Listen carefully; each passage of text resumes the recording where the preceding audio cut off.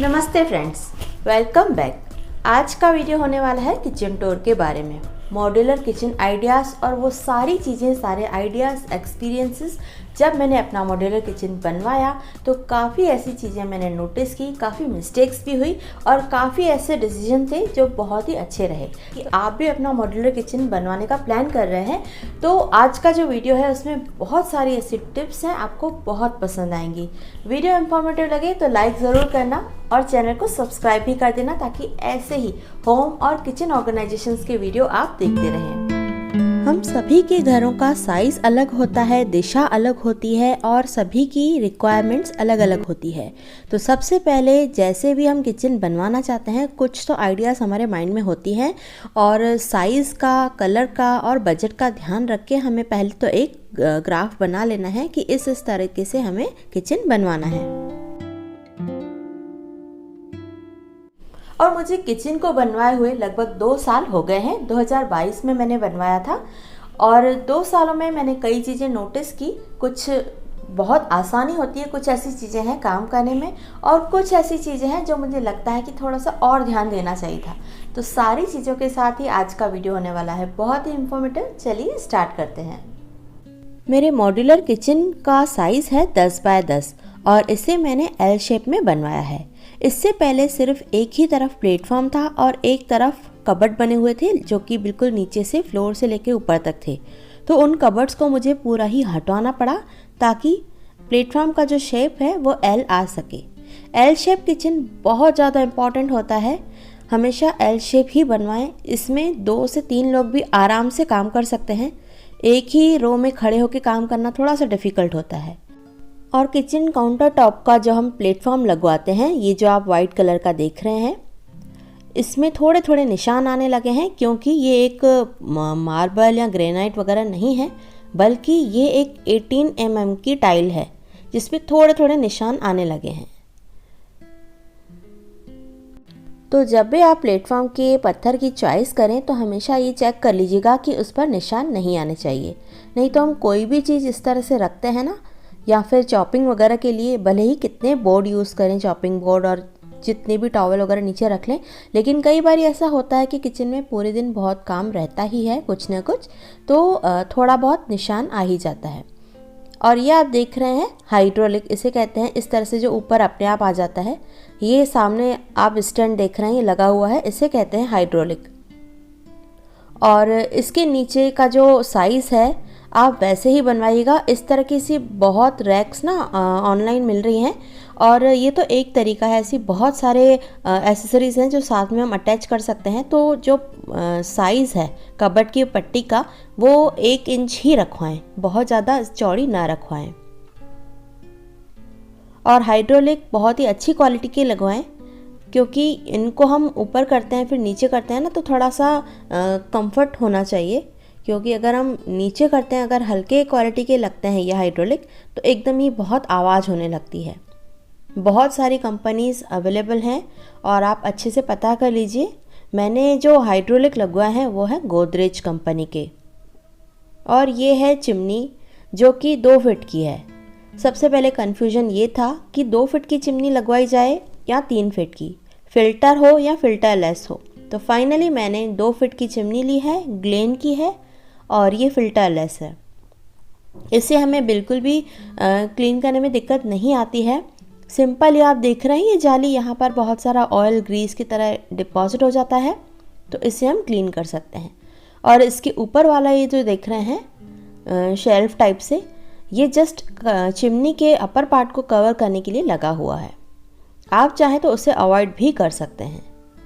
और इस तरह से दोनों तरफ ये हाइड्रोलिक लगा हुआ है और यहाँ एकदम सामने मैंने सारे दालों वगैरह के जार रखे हुए हैं ताकि काम करने में इजी हो जाए।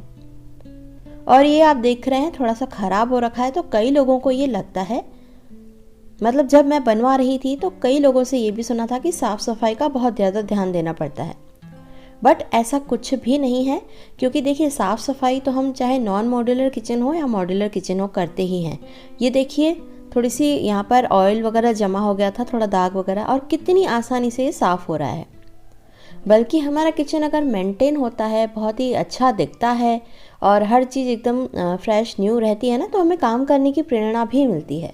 क्योंकि इससे पहले जो मेरा किचन बना हुआ था, काफ़ी सारा उसमें खड्डे वगैरह थे दीवारों में, सीलन आ जाती थी और कबर्ड प्रॉपर नहीं थे और बहुत ज़्यादा उनमें डस्ट वगैरह जमा हो जाती थी। तो डीप क्लीनिंग करती हूँ मंथ में एक बार, और डेली की जो थोड़ी थोड़ी क्लीनिंग रहती है, कभी किसी कैबिनेट पे, कभी ग्लासेस वगैरह पोंछ लेती हूँ, कभी हैंडल्स वगैरह, तो थोड़ी थोड़ी क्लीनिंग तो करनी पड़ती है क्योंकि काम भी रेगुलर होते हैं किचन में। और देखिए कितने फटाफट ये चमक गया। इसी तरह से हम कॉलिन से भी सफाई कर सकते हैं और बहुत सारे टिप्स जो हैं मैं अपने चैनल पर आपको देती रहती हूँ कि किस तरह से मॉड्यूलर किचन की सफाई करें। तो बहुत इजी है इसे मेंटेन करना। ये देखिए वाइट टिश्यू है, इसे जस्ट थोड़ा सा प्रेस करके हम इस तरह से क्लीन करते हैं तो एकदम जो छुपी हुई थोड़ी थोड़ी डस्ट भी होती है ना एकदम बारीक वाली, वो भी एकदम हट जाती है। ये कॉर्नर वाला कबर्ड है, तो यहाँ पर मैंने सारी जैसे मिक्सर ग्राइंडर, जूसर या फिर चॉपर्स वगैरह रखे हुए हैं जो कि एकदम सेफ रहते हैं अलग, और काउंटर टॉप भी एकदम भरा हुआ नहीं दिखता है। एक जो सबसे बड़ी मिस्टेक है मैंने कर दी थी, आप इसे बिल्कुल अवॉइड करें। मैंने सोचा था कि जो कबर्ड हैं उन पे किसी में ग्लास होना चाहिए, लेकिन फिर मैंने नोटिस किया कि घर में जिस तरह से हम किचन यूज़ करते हैं तो सिर्फ हम ही नहीं यूज़ करते बल्कि बच्चे या फिर जितने भी फैमिली मेम्बर्स हैं, तो उतने तरीके से ऑर्गेनाइज नहीं हो पाता है किचन। ये तो आप डब्बे देख रहे हैं, फिर भी मैंने करके रखा हुआ है, लेकिन कई बार देखिए पीछे जो डब्बा रखा हुआ है, हालांकि उसमें कुछ है नहीं लेकिन उसका ढक्कन नहीं मिल रहा। इस तरह की कई चीज़ें होती हैं, सामान बहुत खाली होता है, डब्बों को अभी सफाई नहीं हुई है तो थोड़े पुराने से दिखते हैं। तो कभी भी जैसे कबर्ड पे ग्लास लगा हुआ होता है ना, तो ये ट्रांसपेरेंट होने की वजह से दिखता है बाहर से, तो हमेशा ही क्लीन नहीं होने की वजह से कभी कभी बहुत ख़राब दिखता है। तो इसको मैंने इस तरह की सेल्फ एडेसिव शीट से कवर कर रखा है। लेकिन ग्लासेस पे टेक्सचर भी होता है। जब भी आप किचन बनवा रहे हैं इस तरह का अगर आप डिज़ाइन चाहते भी हैं तो आप पहले से ही ग्लासेस पे टेक्सचर करवा लें। टेक्सचर करवाने की वजह से थोड़ा सा धुंधला रहता है और अंदर की चीज़ जो है ना बाहर से दिखती नहीं है, तो कभी किचन जो है मैसी भी रहता है तो कोई इशू नहीं आता है। तो आपको इस तरह की सेल्फ एडेसिव शीट्स वगैरह लगाने की ज़रूरत नहीं रहेगी। यह है सिंक। सिंक आप जब भी लगवाएं हमेशा ध्यान रखें, यहाँ पर हम पानी का ही काम ज़्यादा करते हैं और हमारे कपड़े वगैरह बहुत आगे से ख़राब हो जाते हैं टमी एरिया से। तो सिंक की जो गहराई है वो काफ़ी ज़्यादा रखें।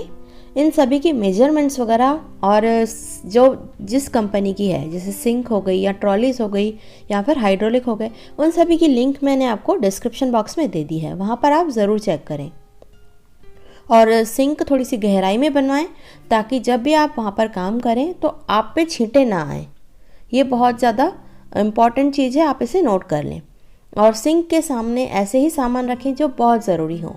सिंक के जस्ट ऊपर एक जो कपट है वहाँ पर रखा हुआ है मैंने एक्वागार्ड, और यहाँ से पानी नीचे आ जाता है तो फटाफट एक ग्लास भी भरना होगा तो दिक्कत नहीं आती है। बगल में कुछ कुछ ऐसे कोस्टर्स वगैरह रखे हुए हैं, बगल में और चीज़ें रखी हुई हैं जैसे एप्पल विनेगर और जो भी मॉर्निंग में थोड़ी बहुत टैबलेट्स वगैरह किसी की कुछ होती हैं वो सब रखी हुई हैं, एलोवेरा जूस वगैरह।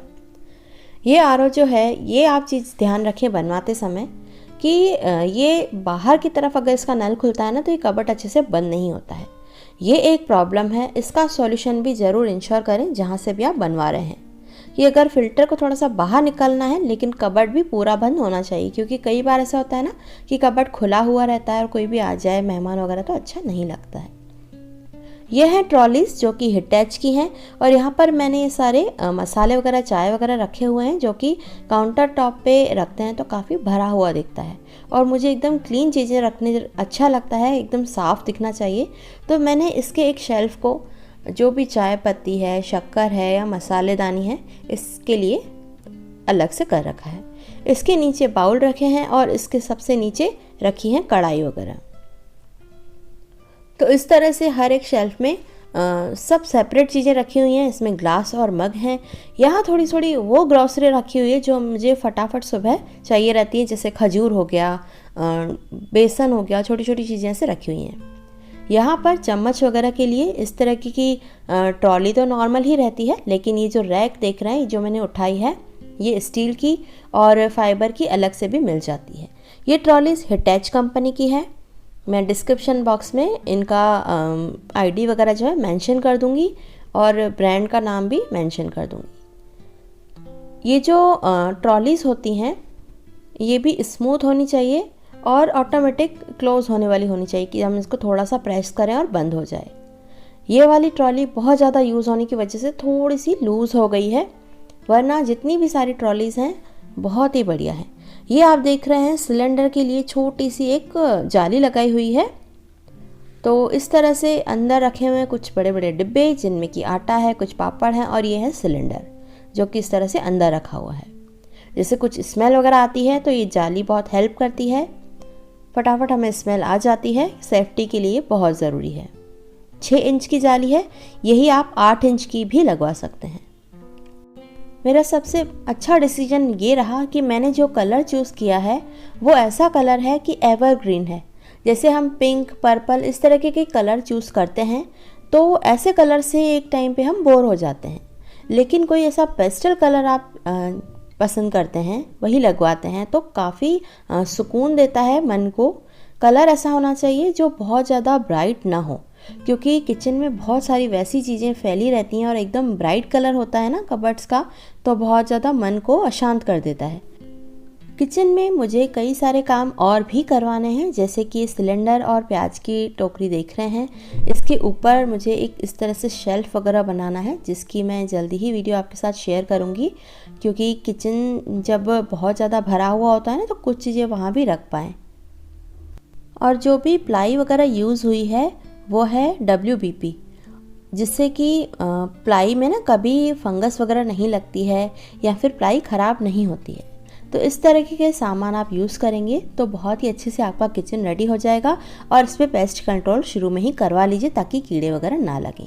तो ये तो थी कुछ बेसिक चीज़ें कि जैसे प्लेटफॉर्म बनवाते समय ध्यान रखें कि ऐसा चूज़ करें जहाँ पर जल्दी से निशान ना आए।